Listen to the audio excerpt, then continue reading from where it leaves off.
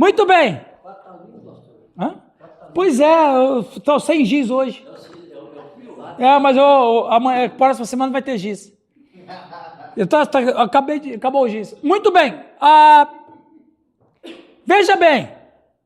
Muitas coisas podem ter existência. Por exemplo, seres humanos, animais, plantas. Mas apenas uma coisa pode ser existência. Preste atenção. Veja bem, preste atenção. Do ponto de vista filosófico, racional, de fato, Deus não existe. Ontológico.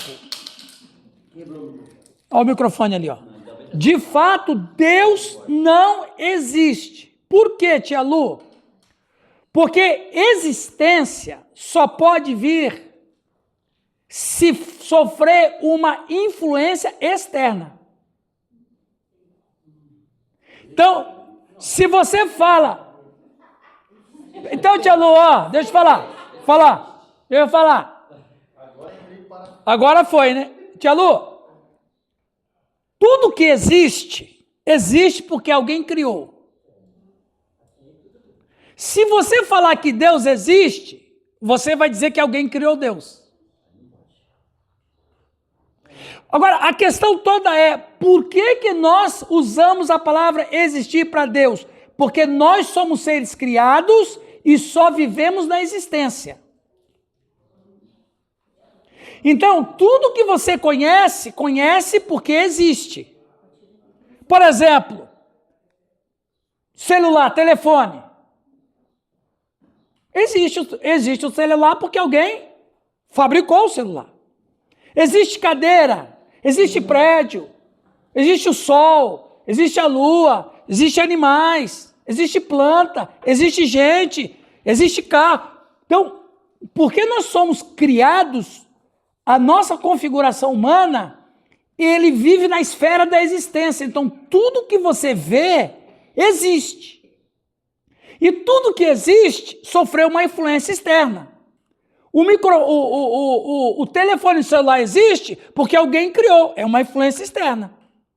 Mas quando a gente fala esse termo para Deus, fica estranho porque Deus não existe porque ninguém criou Deus. Então, como é que a gente sai disso? Então, a gente sai disso e eu procurei encontrar uma palavra mais correta, é ser. Quer ver? A própria Bíblia diz que Deus não existe. Vamos ler Salmo 14:1. E outra pessoa vai ler Hebreus 11:6. Quem vai ler Salmo 14:1? Fernando, pode ler, Fernando? E alguém vai ler Hebreus 11:6. Microfone? Não, mas me dá o microfone. Isso. Olá, viu, Eustáquio? Você não conhece? Não. O Lucas foi rebatizado. Ele é o gênio. Eustáquio, não. Eu é o gênio. Ele foi rebatizado. Não, ele não. Viu? Você é xará do pai do Sérgio. Aí, ó, viu, Eugênio? Vamos ler 14:1 de Salmo. Diz o insensato no seu coração, não há Deus. Corrompem-se e praticam abominação. Já não há quem faça o bem. Aqui tem duas questões que eu quero falar desse salmo. Vi lá, Fernando. Diz o... Insensato. Insensato aonde? No seu coração. No seu coração. O que ele vai dizer? Não há Deus. Insensato, coração, não é Deus, não existe. Veja bem, primeiro, o que é um insensato? O que é um insensato? Uma pessoa insensata? Tolo, sem raciocínio, sem juízo, sem raciocínio lógico, sem capacidade de cognição. Então, ele é um insensato. Ele não tem sobriedade, ele não tem senso, por isso que é insensato. Ele não dá com a cabeça no lugar. Ele diz o insensato aonde? No coração. Para o judeu, eu já falei para vocês, é a mente. Para o brasileiro, para o latino, para o ocidental em geral, quando você fala meu coração por tigela, você está falando da sua alma. Não é? O Alex diz assim, Suzy, eu te amo de todo o meu coração. A Suzy vai entender. Toda a alma dele. Mas na cultura judaica, coração não é coração, é a mente. Como o grego, né? Também. É, o nous. Então aí você vai falar o quê? Então, quando tudo coração no Antigo Testamento, ele está falando da mente. No Novo Testamento também. Jesus disse que do coração do homem produz os maus desígnios. Do coração, é isso que ele está falando. O Provérbios 4:23 diz, sobre tudo que se deve guardar, guarda o seu coração, porque dele procede. Então, é a mente da gente.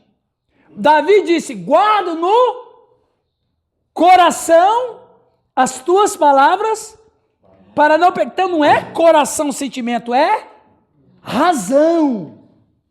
Entenderam? É razão. Os rabínicos, Fernando dizia assim, quanto mais a Torá lê, mais a emuná terá. Então, é a razão. Então, o salmista vai dizer, diz o insensato no seu coração, na sua mente, não há. Então, ele não diz que Deus não existe, ele diz que não há. Há é essência. Outro texto que eu pedi para ler, microfone, Hebreus 11:6. Sérgio vai ler? Quem vai ler? Sérgio. Sérgio Malafaia. Achou aí, Sérgio? Não achei que... O outro Sérgio, tá pronto aí? O tocaia dele ali, ó. Vai lá, Sérgio. Hebreus 11:6. Ora, sem fé é impossível agradar a Deus, porque é necessário que aquele que se aproxima de Deus creia que Ele existe e que é galardoador dos que o buscam. Essa fala está mal traduzida. Não é a tradução, é a tradução linguística. É, porque no grego é ego eimi. Ego eimi é ser, não é existir, não está bem traduzido. Então, é como se fosse assim, ó, de fato, sem fé é impossível agradar a Deus, pois todo aquele que se aproxima de Deus, creia que Ele é. Não existe. Existe também. Então tá, então veja, então, quando você fala existência de Deus, você está usando uma palavra que é própria de seres criados. Mas quando a gente fala para Deus, sempre é uma palavra de ser. Então Deus não existe, tia Lu, Ele é. Estaria errado dizer que Deus é autoexistente? Não, está correto. A teologia vai chamar Deus de autoexistente. Ou seja, ele existe em si mesmo. E Ele existe em si mesmo. Então, não é que Ele existe em si mesmo, Ele é em si mesmo. Olha que interessante. Muitas coisas podem ter a existência, mas apenas uma coisa pode ser existência. Outras coisas têm ser, mas somente Deus é ser. Eu falei para a Larissa ali agora no intervalo, presta atenção. Você pergunta quem é você? Bom, alguém vai dizer, bom, eu não sei. De fato, quem não conhece a Jesus Cristo, eu esqueci de falar isso, a Larissa me lembrou depois. Quem não conhece a Jesus Cristo não sabe quem é. Eu só posso saber quem eu sou quando eu estou naquele que é. Então, se alguém me pergunta assim, quem é você, Ramiro? Você vai dizer assim, olha, eu sou uma pessoa criada por Deus e pela graça de Jesus eu me tornei filho de Deus. É isso que nós somos. Então, qual é a resposta de quem é você, Giovanni? Filho de Deus. Eu só sei que sou filho de Deus porque eu estou naquele que de fato é. Então, essa fala, Newton, quem é você? Ela só tem uma resposta. Filho de Deus. Aí as outras coisas vêm a reboque. Então, Pastor, sim, Fernando. eu tenho uma versão aqui de 1848. Olha, viu, pessoal? Cetel é cultura, rapaz. Em português antigo, ele fala creia que o há. Exato. Creia que o há. Olha que interessante. Então, o que eu falei é verdade, né? O que eu falei é verdade. A nova Bíblia viva, Deus não existe. É. O homem todo diz em seu coração, Deus não existe. Então. É duro você estar numa sala que tem um monte de gente usando celular e vai conferir se é verdade, né? Mas é bom, né, velho? Mas é isso aí mesmo. É parafraseado. Continuando. Olha o que Jesus disse em João 5,26. Ele disse, o Pai tem vida em si mesmo. Ninguém tem vida em si mesmo. Um exemplo. Quando a gente morrer, vamos dizer, quando eu morrer, Iranguais, morri. Vocês vão chorar. Aí o cara me quebra. Velho. Vai lá em cima do meu sarcófago, vai ter uma bandeira do Flusão. Né? Todo mundo vai lá. Todo mundo. O Giovanni vai se debulhar em lágrimas. Vai pegar o violãozinho dele, vai ficar tremendo de emoção. Não vai ser uma coisa maravilhosa. Aquele mascotinho para colocar. Vai colocar do meu ladinho lá. Tem gente que comprou até pra ver, né? Ok. Aí, beleza. No outro dia, o que vai acontecer? Não, esqueceu também não, né, Nilton? Pô, Nilton, você tá de sacanagem comigo. A vida continua, meu. A vida continua. Agora pergunto, por que a vida continua mesmo que eu morra? Porque eu não tenho vida em si mesmo. Ou seja, todas as outras realidades não precisam de mim. Agora, é possível a gente pensar um mundo sem Deus? Não, por quê? Porque sem Deus nada sobrevive. Jó vai dizer isso.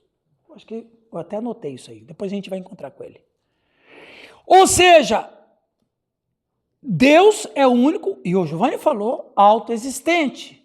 Ele é o único ser onde todas as coisas estão nele de tal maneira que não pode ter outra realidade que não seja ele. Entendeu, Larissa? Não entendeu? Então, Jesus disse, por exemplo, vida em si mesmo. Só Deus tem vida em si mesmo. Ele não precisa de outras realidades para ele ser. Eu tenho que ter a realidade de Deus para existir. Para mim ser, só se eu estiver nele. Porque nós temos duas questões na nossa vida. Viu, pessoal? Nós temos vida, que nós podemos chamar de existência.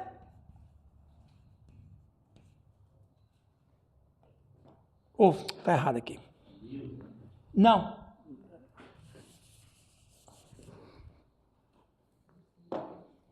Nós temos existência e nós temos vida. Existência é a bio. Vida é a zoe. Então, quer dizer, quem não conhece a Jesus Cristo só tem existência. Porque ele veio, apareceu aí, ó. O esperma fecundou o óvulo, se transformou no zigoto que se nasceu. Então ele tem existência.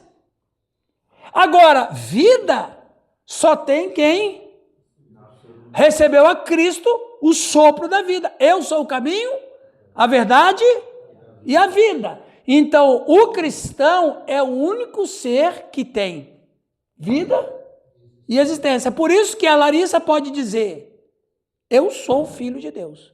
A minha existência tem sentido. a minha existência tem propósito. Agora, essa realidade só cabe dentro de Deus. As pessoas falam bem assim também, sem Deus eu não sou ninguém. É uma verdade, mas não se explica isso aí. Que eu estou tentando explicar. Então, vida em si mesmo é uma qualidade de onde todas as outras vidas parte dele. Ok? O Pai tem vida em si mesmo. Paulo pregou, ele não é servido por mãos humanas, como se precisasse de alguma coisa. Porque ele, Deus, dá a todos os homens vida, fôlego e tudo mais. Ou seja, Deus é a única realidade onde todas as outras realidades precisam dele. Convergem nele, depende dele. E por que isso é possível? Pela sua graça. Agora, essa é uma outra questão. Quem vai ler para nós? Delma, lê para nós, no microfone mágico do Giovanni.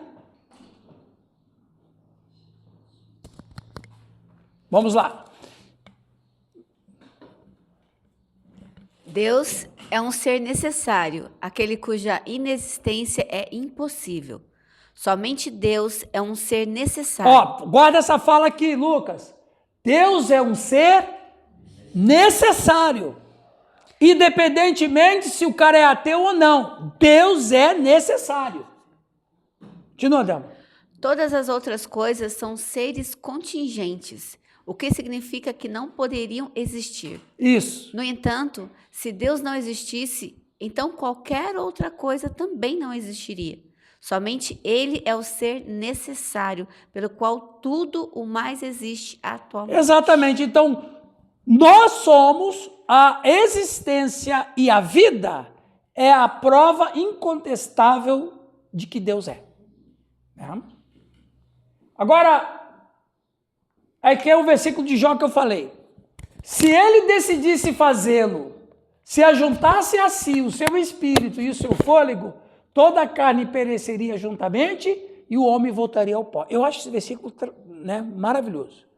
Na tradução atualizada vai dizer, se Deus pensasse apenas em si mesmo e recolhesse para si o seu sopro, toda a carne expiaria e o homem voltaria ao pó. O Salmo 104, ele vai muito além, viu, Marcos?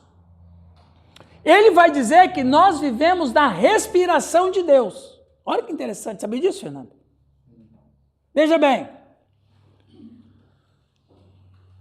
tudo na vida tem o ar, o vento.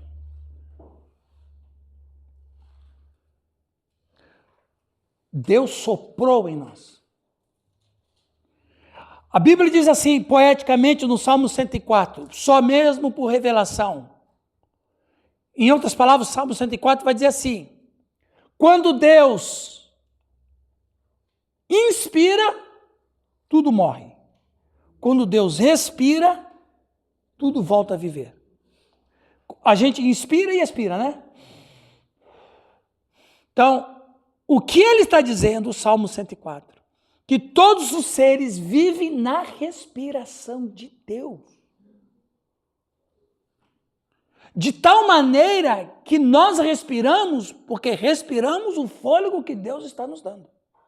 As folhas, as flores, tem até oxigênio na água. Qual é a composição química? Aí é com o Sejão. H2O. Quando o rio ou o mar está poluído, o que acontece com os peixes?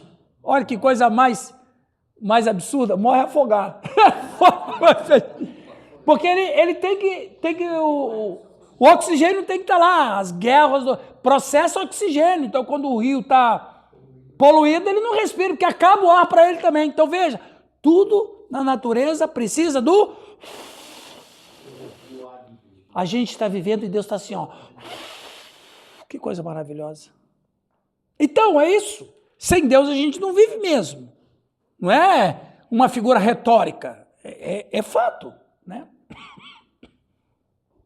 Pensar corretamente sobre Deus é de extrema importância, porque uma falsa ideia sobre Deus é idolatria. No Salmo 50, 21, Deus repreende o homem ímpio com esta acusação: você pensou que eu era totalmente como você. Para começar, uma boa definição resumida de Deus é o ser supremo, criador, governante de tudo que existe. O que existe por si mesmo, que é perfeito em poder, bondade e sabedoria. Quem é Deus? Sua natureza.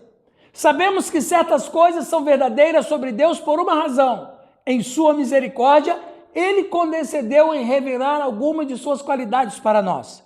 O que quer que Deus seja, ou o que quer que Deus faça, ele mesmo é a fonte e a causa definitiva disso. Ok? Deus é espírito, por natureza intangível. João 4, 24. Deus é um, mas ele existe como 3 pessoas. Aí, Sérgio, vamos entrar naquele assunto. Deus Pai, Deus Filho e Deus Espírito Santo. Ele é incomparável. Segundo Samuel 7, 22. Imutável. Malaquias 3, 6. Deus existe em todos os lugares. Está presente em todos os lugares. Salmo 139. Sabe tudo. Salmo 147, 5. Isaías 40, 28. E tem todo o poder e autoridade. Efésios 1, Apocalipse 19, 6. Então veja. Lembra que eu falei para vocês, eu vou falar aqui de novo, o senhor já vai reforçar o que eu falei, a teologia da onipresença de Deus vai dizer o quê? Que Deus está presente em todos os lugares. Mas Paulo, ele faz um reverso disso. De acordo com Atos 17, 28, ele vai dizer que em Deus nos movemos, vivemos e existimos. Ora, se em Deus movemos, vivemos, existimos, então não é que Deus está presente em todos os lugares ao mesmo tempo, é que todos os lugares estão presentes em Deus. Estamos nele, não ele está em nós. Nele vivemos, nos movemos e existimos. Então quer dizer que se em Deus vivemos, movemos, existimos, então não é que ele está presente em todos os lugares, é que todos os lugares estão nele. Por isso que o salmista vai dizer: se eu subo ao céu, lá está. Se desço ao mais profundo abismo, lá está. Se eu faço minha cama no mais profundo mar, lá está. Mas qual era a ideia dele? De tudo quanto ele ia, Deus estava. É porque tudo estava em Deus e ele não sabia. Quem vai revelar isso é o apóstolo Paulo. Até a ideia do poder de Deus tem a ver com esse movimento de Deus. Veja, na direção das suas criaturas. Veja bem, eu acredito, Jaque, que se faz Deus mais poderoso dizer que todos os lugares estão nele do que ele está presente em todos os lugares. Se faz muito mais poderoso, minha opinião. Tem mais sentido teológico. Então é como se a gente vivesse como se a gente vivesse aqui dentro. E para onde você vai, você vê uma parede. Se eu vou para lá, tem uma parede. Se eu venho para cá, tem outra parede. Se eu vou ali, tem outra parede. Por quê? Porque eu estou dentro de 4 paredes e não as paredes estão em mim. É eu que estou dentro das 4 paredes. Então nós é que estamos dentro de Deus e não o contrário. Agora só tem um perigo, né? Quando a gente fala isso, é fazer a distinção entre a criatura e o Criador, né? Porque senão, se a pessoa não compreender bem isso que você está falando, e eu compreendo, mas claro, também, pode cair num panteísmo. Tudo é Deus e Deus é tudo. Não cai, Giovanni. Não, sim. Do jeito que tu está falando, não. Mas quem tem uma mente mais fraquinha pode achar isso, né? Tudo está em Deus, não transforma Deus em alguma coisa. Como se Deus fosse tudo. Tudo está em Deus é uma coisa. Tudo é Deus é outra. Tudo é Deus é panteísmo. Tudo está em Deus. Sempre é assim, ensinar o ser, né? Muito bem, obrigado, Giovanni. Continuando ali. O que quer que Deus seja? O que quer que Deus seja ou quer que ele faça, ele mesmo é a fonte e a causa definitiva disso. Aqui estão algumas implicações do que essa revelação significa para quem Deus é essa revelação de ser, eu sou o que eu sou, que eu falei para você, está me questionando. Deus é totalmente independente. Ele não depende de nada para trazê-lo à existência, apoiá-lo, aconselhá-lo ou torná-lo o que ele é. Tudo o que não é Deus depende totalmente de Deus. Eu não sou Deus, eu dependo de Deus. Tudo o que não é Deus é secundário e dependente. Todo o universo, vastos bilhões de galáxias, é totalmente secundário a Deus. Você vê que interessante, quando você olha o paganismo, isso aqui é uma coisa importante que eu vou falar também. Você olha o paganismo, os deuses pagãos estão ligados aonde? Todos os deuses pagãos. Todos os deuses pagãos, todos, estão ligados ao quê? Quase isso, quase isso. Todos os deuses pagãos. Isso, tem uma palavra. Todos os deuses pagãos, Fernando, ele está ligado à natureza. Todos. Deus do trovão, Deus da tempestade, Deus sol, Deus vento, ar, fogo, colheita, fertilidade. Então, todos os deuses pagãos estão ligados à natureza. Só o único Deus verdadeiro não está ligado à natureza. Porque ele está fora da natureza. Ele criou a natureza. Percebe que interessante? Então, Zeus é o Deus do Olimpo. Qual é a função de Zeus? Zeus é o Deus do relâmpago, do raio. Natureza. Agora, quem inventou o raio? Deus. Então, quer dizer, o Deus único e verdadeiro é o único Deus que está fora da natureza. Entenderam, gente? Isso significa que ele nunca teve um começo. Ninguém faz Deus. Deus é simplesmente sempre foi e sem começo. Eu tenho uma dificuldade, não sei vocês aqui, Sérgio, Nilton, Giovanni, eu não sei. Mas eu particularmente falando, eu tenho uma dificuldade, vocês já ouviram essa frase? Deus é infinito. Eu nunca tive paz com essa frase. Eu acho difícil dizer Deus é infinito. Por quê? Por quê? Porque infinito não tem fim, mas ele tem começo. O universo não é infinito, ninguém precisa dizer porque o universo ele é finito. Pois, por exemplo, os números são infinitos, mas ele tem o zero. Tudo que é infinito tem um início, ele só não tem um fim, mas ele tem um início. Então, se você falar que Deus é infinito, eu tenho dificuldade de entender isso. Você fala que Deus é infinito, mas então Deus teve um começo. E ele diz que ele não tem começo nem fim. Então, é interessante isso. Deus nunca vai acabar. Ele é o ser absoluto. Se você está sendo sempre, se você está sendo para sempre, não há lugar para ir fora de ser. Você não pode não ser. Deus não pode não ser, ele é. Não há realidade diante dele, não há realidade fora dele. É maravilhoso, ele é constante. Ele é o mesmo ontem, hoje, eternamente, ele não pode ser melhorado. E aqui está um detalhe, Deus não pode ser melhorado e ele mesmo não melhora ninguém. Por quê? Porque Deus não trabalha com reforma, Deus trabalha com transformação. Então Deus não melhora a Raquel, ele transforma a Raquel. Nova criatura. Deus não trabalha com remendo, ele trabalha com novidade. Né? Ele não pode ser melhorado e não melhora ninguém. Ele não está se tornando nada. Não há desenvolvimento em Deus, não há progresso. A perfeição absoluta não pode ser melhorada. É essa Deus, né? Ele é o padrão absoluto da verdade, da bondade e da beleza. Não há livro de leis para o qual ele olhe para saber o que é certo. Não há almanaque para estabelecer fatos para Deus. Nenhuma regra para determinar o que é excelente e belo. Ele mesmo é o padrão do que é certo, verdadeiro e belo. Então, a noção de beleza só é possível porque Deus é belo. A noção de verdade só é possível porque Deus é verdade. Então, tudo aquilo que a gente tem de noção na vida é padrão que Deus mesmo estabeleceu. E não outra coisa. Eu não busco a beleza se não tivesse alguma coisa dentro de mim que levasse a essa busca. Eu não buscaria a verdade se dentro de mim não houvesse uma procura de uma verdade.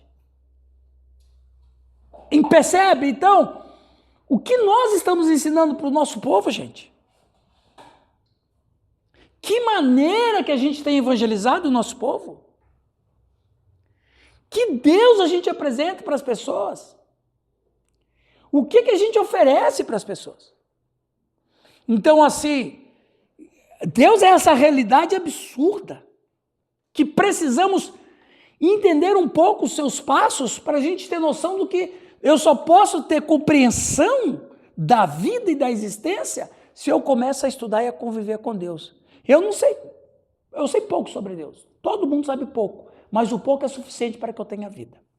E para mim ter noção das coisas da vida. Alguma pergunta, algum comentário? Seja à vontade. Tanto é que os atributos de Deus são chamados de as perfeições de Deus. E elas convergem ao mesmo tempo, se sintetizam, Sim. comunicam perfeitamente entre si. Né? Então, veja bem, por que o ser humano, Jaque, procura padrões? Você reparou? Nós procuramos padrões. Por que a gente procura padrão? Porque a gente está fora do padrão. Por que tudo na vida a gente precisa de um padrão? Porque a gente está fora do padrão. A minha alma sabe que está fora do padrão. Então eu preciso encontrar. É a história. Você pega lá a história. Olha que interessante, Nilton. A história, ela é dividida. A escrita, ela foi desenvolvida aproximadamente 4.000 a.C. É isso aí, professor? Mais ou menos 4.000. Então, 4.000 a.C., a escrita começou, escrito cuneiforme. Aí eles dividiram a história. Antes da escrita é chamada pré-história. A pré-história ela está subdividida. Fase mesoica, mesozoica, idade da pedra lascada, ela está subdividida, pré-história. A história que vem depois da escrita também está subdividida. História antiga, história moderna, história antiga, história da Idade Média, história moderna, história pré-moderna, história moderna e pós-moderna. O que eu quero dizer é o seguinte, por que o ser humano está fatiando a história?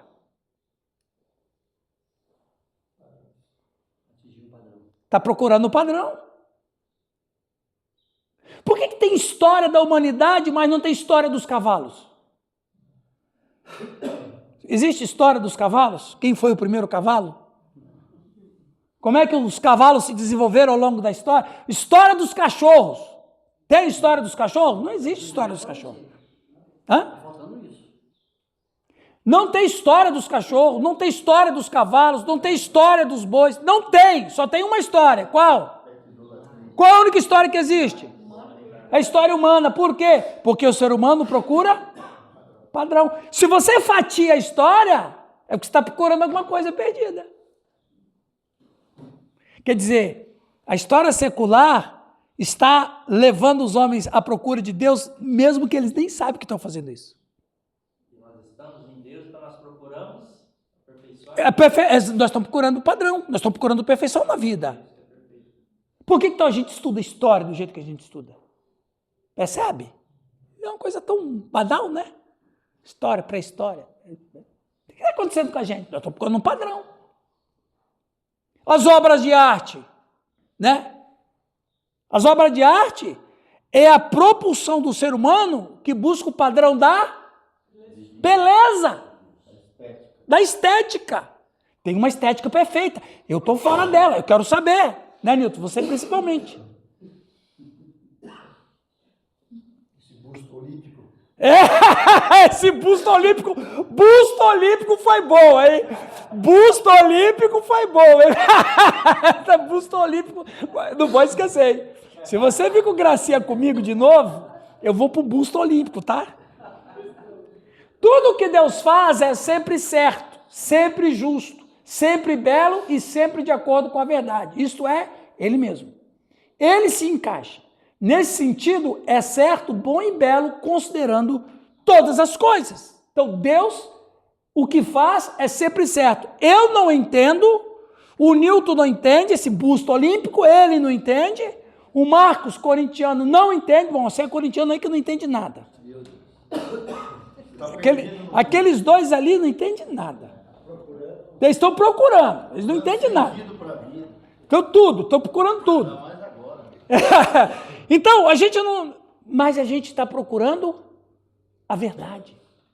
Como Ambrósio de Milão disse para Agostinho, no ano 300 a.C., quando Agostinho não era, ele era um pagão, o Ambrósio de Milão disse o seguinte: Agostinho, não é o homem que encontra a verdade, é a verdade que encontra o homem.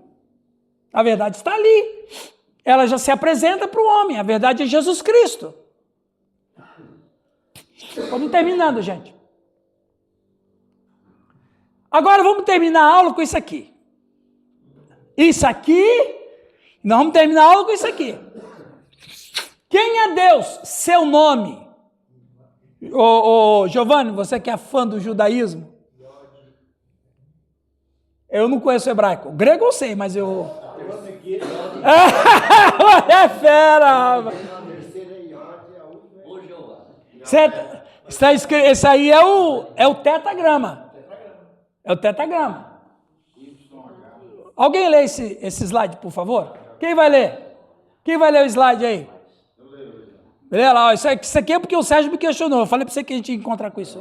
O encontro de Moisés com a santidade ardente de Deus teve um impacto profundo nele, que moldaria poderosamente sua vida e produziria nele uma humildade profunda e duradoura. A resposta que Deus buscou do seu povo da aliança é resumida por Moisés no que é chamado de Shema. Ouve, ó Israel, o Senhor nosso Deus, o Senhor é um. Veja bem, o Moisés é uma figura maravilhosa. Amo falar de Moisés. Moisés tem quantos anos? 80. Nesse episódio da Sarça Densa. Ele tem 80 anos. Suzy. 80. Veinho. Não é busto? Busto olímpico. Tem 80. A cabeça do homem de 80 anos... Ô, Nilton, como é que é a cabeça de um homem de... Ô, Nilton... Essa foi boa. Ó, você pensar assim, o que é a cabeça de um homem com 80 anos? Esse Nilton é fera. Ó, não. Pode conversar. Um de 80 anos, o que você espera? Estou esperando. É verdade. Isso é verdade. Veja bem, uma pessoa com 80 anos, um homem, uma mulher, tanto faz, ele já tem toda a sua cultura estabelecida. Você não convence ele de mais nada. Ele já endureceu. Ganhar para Jesus é uma dificuldade. Ganhar para Jesus, então, é uma luta. Porque um homem com 80 anos, ele já tem todo o seu pedigree de ser humano estabelecido. Mal ou não. O Moisés tem 80 anos. Os primeiros 40 anos dele formou ele. Ele era quem lá no Egito? Príncipe. Viveu num paganismo impressionante. O panteão egípcio tinha 2.000 deuses, no mínimo. Dos 2.000 deuses, 18 eram conhecidos e adorados. Dos 18.000 deuses, 3 deuses eram adorados pela nobreza. A cabeça de Moisés é uma cabeça egípcia. Na cabeça dele, ele ainda é o príncipe do Egito, mesmo que ele ficou 40 anos no deserto. Mas ele tem 80. Então, olha que interessante. Quando ele tem aquela experiência lá na sarça ardente, Moisés, Moisés,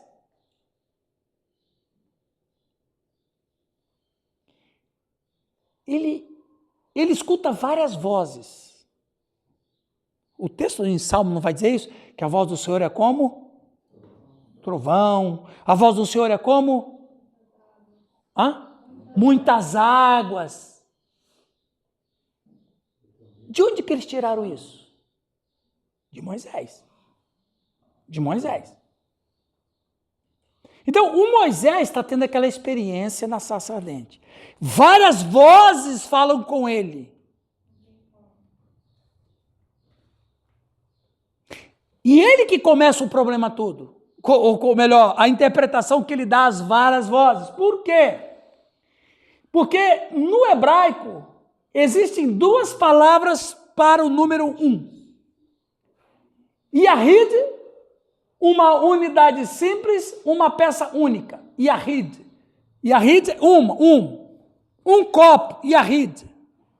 Um copo, Yahid. E a outra palavra para o número 1 no hebraico, é Errad.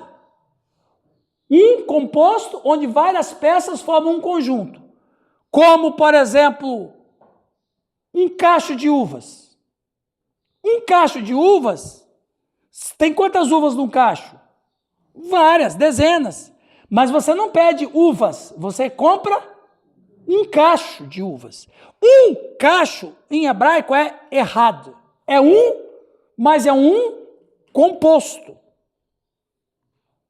Isso é impressionante, porque é o Moisés que vai escrever isso nesse famoso Shema. Ele diz: ouve Israel, o Senhor, o tetagrama, nosso Deus, Elohim, é o único errado, Senhor. Preste atenção, olha a loucura do Moisés. Se você lê isso no hebraico, é que a gente tem a mente da teologia cristã. Mas se você lê isso no hebraico, é uma confusão dos infernos. Porque vamos tentar ler no hebraico aqui, ó. Ouve Israel, o Senhor, Yahvé. Nosso Deus, Elohim. Aí começa. Ouve Israel, o Senhor, Yahvé. Nosso deuses. Elohim, inclusive estava dando aula essa semana. Elohim é plural. Eloá é singular. Elohim, plural. Elohim é deuses. Gênesis 1:1. O que está escrito? No princípio, criou Deus. Olha a loucura que é esse texto. Em hebraico está escrito Bereshit bara Elohim. Bereshit no começo. Bara criou. Elohim, Deus. Só que se vai traduzir esse texto no português correto, deveria ser: no princípio criou deuses os céus e a terra. Mas você não põe verbo no plural, ou não se põe verbo no singular usando o adjetivo plural. O que é plural aqui é plural ali. Então deveria ser assim, Leia: no princípio criaram deuses os céus e a terra. Porque o Elohim é plural. Mas é como se for assim: no princípio criou deuses. É isso que está no original. E isso aqui bugou a cabeça do povo. Por quê? Porque o Moisés, ele usa a palavra no singular, porque ele sabe que ele está falando de um ser. É um ser só. Mas esse único ser tem várias vozes.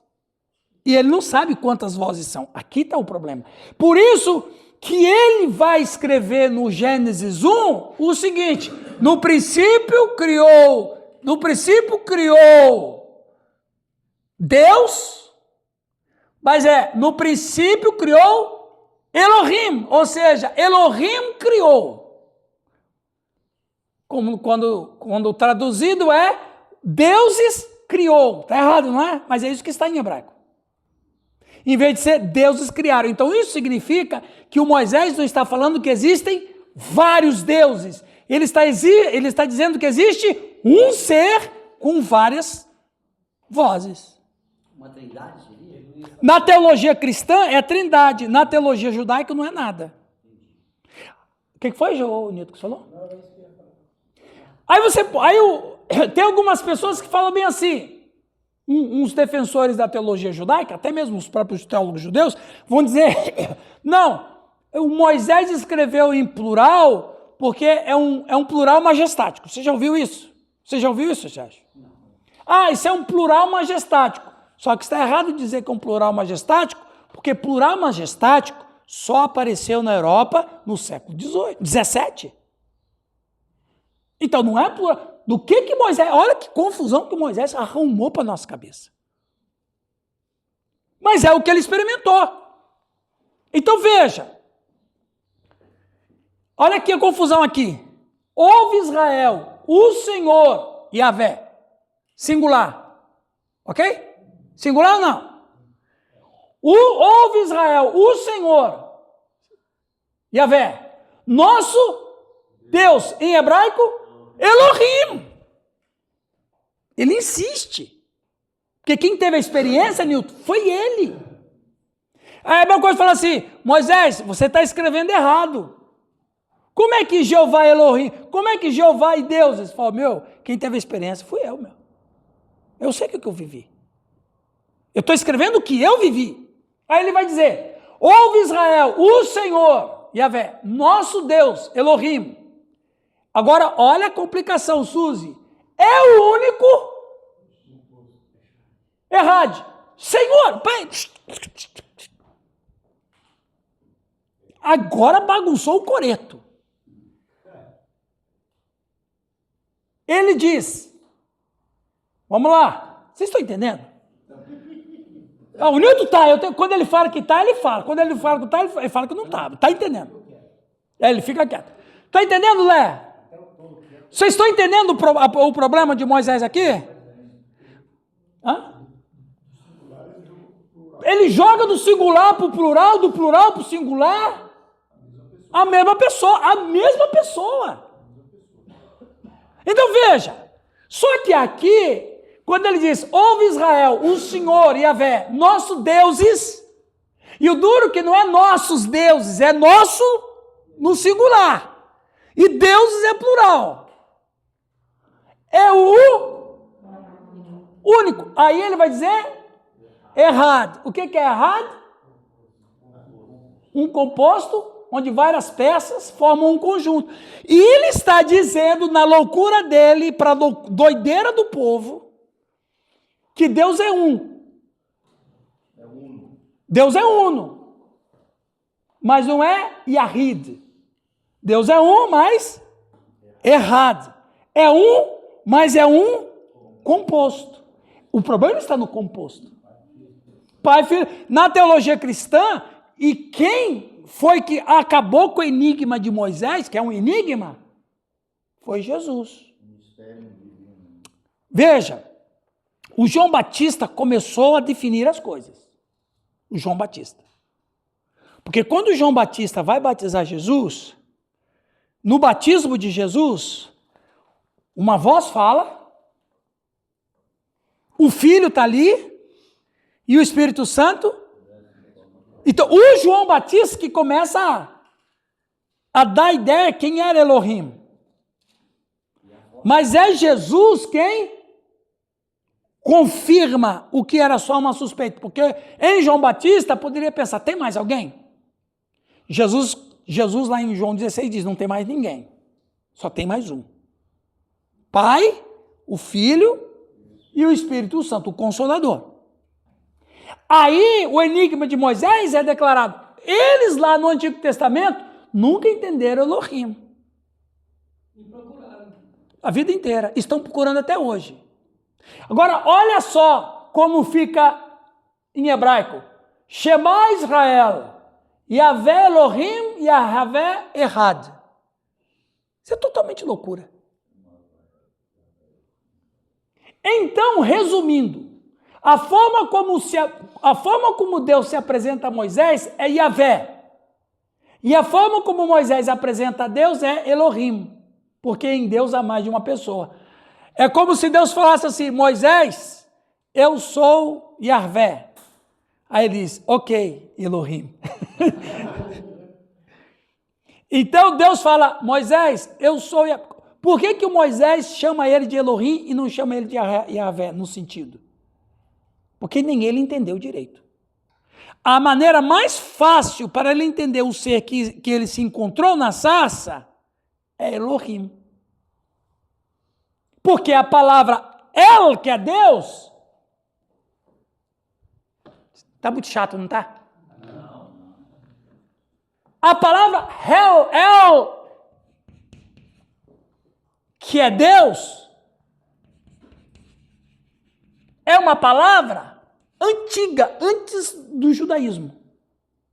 Todos os deuses antigos se chamavam El, todos. Babel e etc. Então, quando Moisés vai escrever o Gênesis, ele usa a palavra El para Deus, mas só que o Deus que ele conheceu ali é totalmente diferente dos deuses que ele conhecia. Aí ele acrescenta, olha que coisa impressionante. Elohim. Que coisa impressionante. Para terminar a aula. A letra W. Aqui. Pode voltar. Porque Iod, essa do meio. Sim. A segunda, lá está invertido. A primeira e a terceira são as mesmas palavras, que é Re. Aham. H-E. Gaê. Agora a última que eu não me lembro o W. Eu não. Iod, Ri, repete duas vezes. Uhum. Repete porque é. Fugiu agora. Iod, essa é a segunda. A primeira, Aqui. esses dois primeiros símbolos. Não, é que se lê o hebraico, se lê da direita. É daqui para cá o hebraico. Aqui, Yahvé aqui, não é daqui para lá, é daqui para cá. Yod Revav. Revav. Vav. Vav. Vav. Isso, Vav. É a letra Vav. Nossa leitura é aqui. Vav. Da direita para então, a segunda e a quarta. Ó, aqui está em português. Aí tá lá, Yod Revav. Yud Revav. Beleza. Vamos terminar aí que o povo está indo, os pré-abiorantes estão... Abandonando nós. Não tô entendendo nada. Bom, vamos acabar aqui,